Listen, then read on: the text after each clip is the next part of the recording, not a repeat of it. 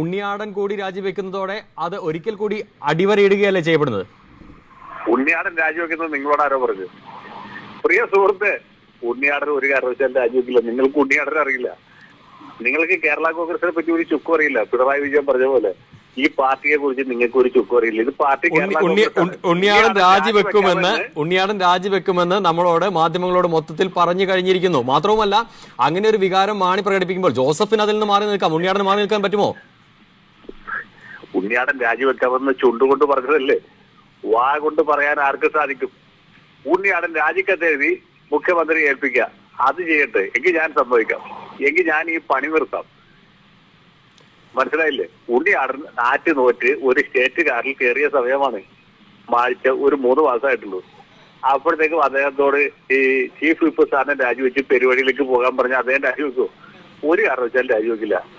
ഉണ്ണിയാടൻ രാജിവെക്കുന്ന പ്രശ്നമില്ല. ഉണ്ണിയാടൻ രാജിവെക്കാമെന്ന് പറഞ്ഞു. PJ Joseph അതുപോലും ചെയ്തില്ല.